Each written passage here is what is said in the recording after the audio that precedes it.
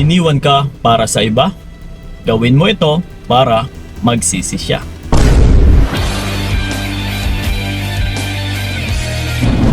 Yon.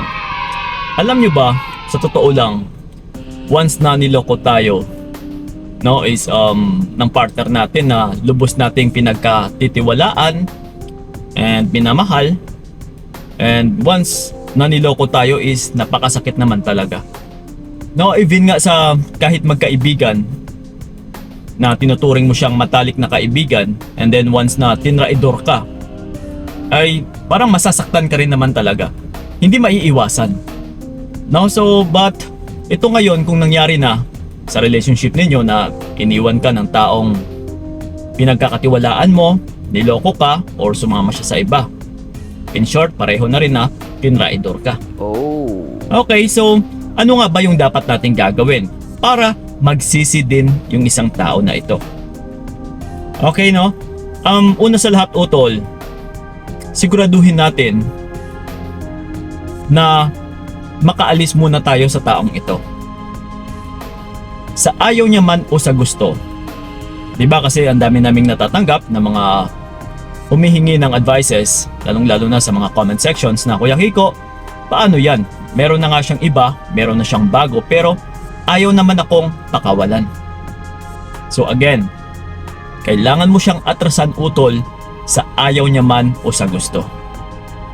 Kung siya kasi yung hahayaan natin na magde-decide, or kung pasundan natin yung kagustuhan ng taong ito, ay gagawin ka lang namang reserba nito.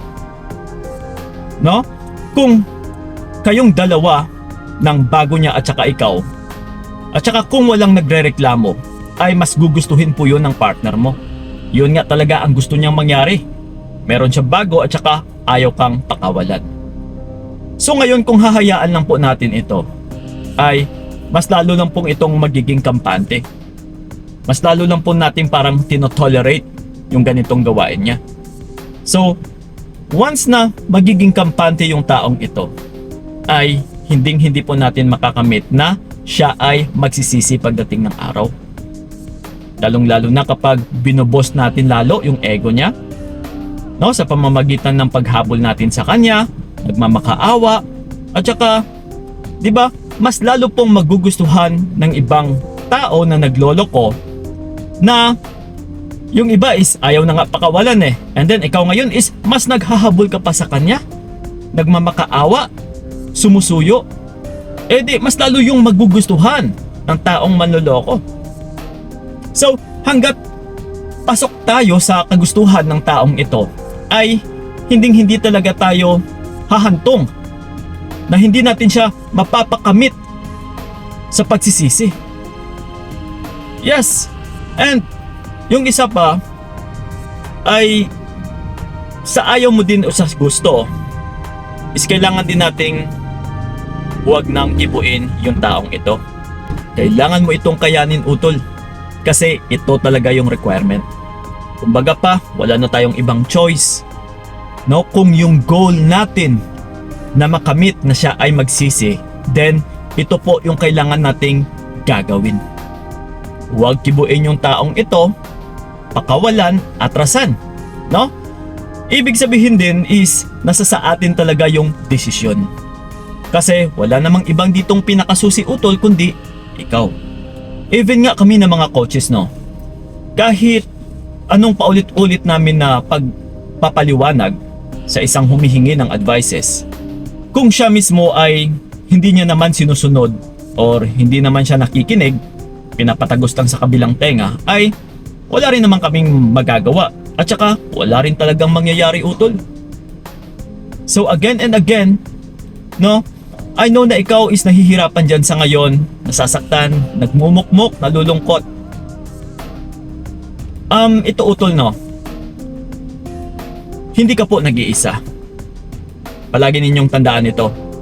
Mayroon po tayong Diyos na kailangan mong hingan ng guidance. Hingan mo ng strength na para mas lalo kang tumatag, na para makabangon ka sa mas lalong madaling panahon. No? Mag-pray ka na mag-pray and sabihin mo lahat ng gusto mong sabihin. No?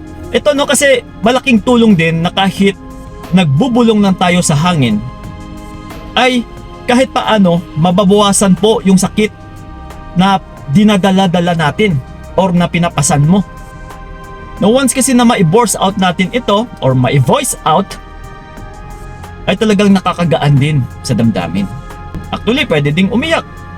No, kasi after ng pagtulo ng luha mo, after ng pagbagsak ng tubig galing sa luha mo, ay kaginhawaan din yung mararamdaman natin. So, huwag ka pong matakot na buong akala mo is ito na yung katapusan, no? Kung bakit tayo humantong sa ganito, na kahit ako din mismo utol, naranasan ko rin po yan. Na parang hindi ako makapaniwala kung bakit nangyayari ito sa buhay ko noon. No? So, pero ang buong akala ko din is parang wala ng pag-asa, parang akala mo is parang hindi ka na makakahanap ng much better, na akala mo is parang katapusan mo na. Kasi nga, yung inaasam-asam mong tao is yun sana eh, di ba? Kasi gusto mo siya, mahal mo siya, pero kung siya naman mismo yung umaatras, tumatalikod, kailangan din natin itong tanggapin na wala rin tayong magagawa. So, yun ang akala ko na, naku, no? Yun na sana yung inaasam-asam ko talagang tao. Pero, ito nga, dahil sa pagpapanalangin is hindi ko rin akalain utol, ay meron at meron din palang taong maghihintay sa'yo. Meron at meron din palang taong itatagpo sa'yo. Meron at meron din palang taong yung inaasam-asam mo is yun at yun pa rin yung ibibigay ng Diyos sa'yo. Yeah.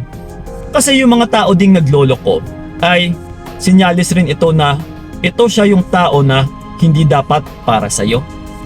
But the only problem here is kaya may tumatagal na kahit paulit-ulit na silang niloloko ay dahil lang din sa kanila na sila yung pinakasusi eh. Na dahil lang din sa kanya na siya ay palaging nagpapakabulag. Hinahayaan na lang yung tao na ito na lokohin siya ng paulit-ulit.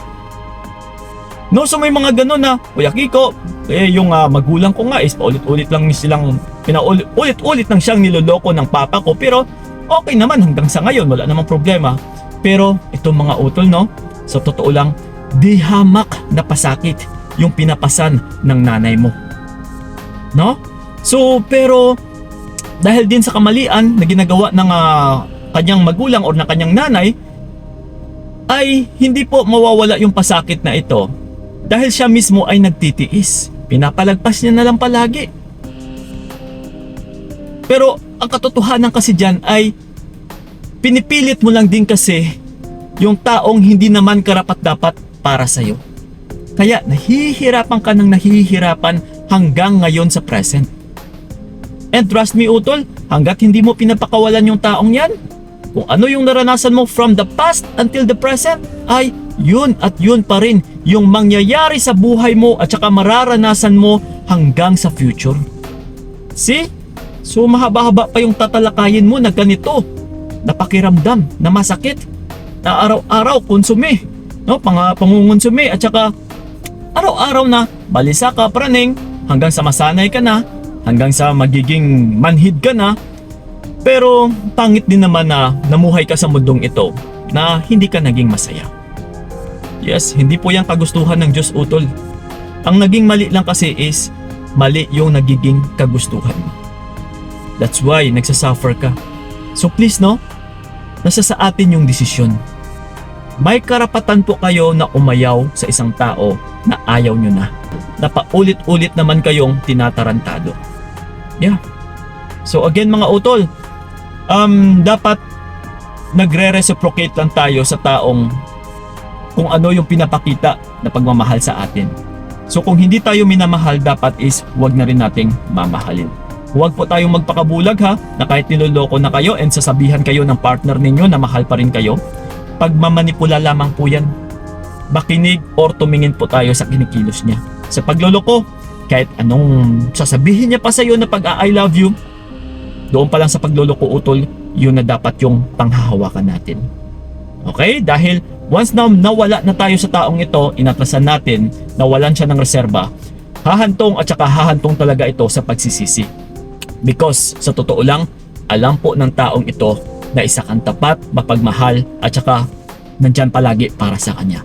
So hindi rin lahat ng tao na matatagpuan niya or ipinagpalit niya na meron siyang bago sa ngayon na kagaya mo. I don't think so. So that's why magiging confident ka dapat. Okay? So hayaan nating magsisi siya pagdating ng araw. And tandaan po ninyo ha, wala pong hahantong na pagsisisi yung isang tao kapag tinatanggap mo lang din naman pagdating ng araw. Copy? So yun lang po. Maraming salamat talaga. Sana'y nakatulong yung video na ito, and then sa mga nais ako makausap one-on-one, i-PM nyo lang po ako sa aking FB page na Payong Kaibigan ni Kiko. Kita-kits tayo doon. Maraming salamat talaga. So ingat kayo. God bless and babush!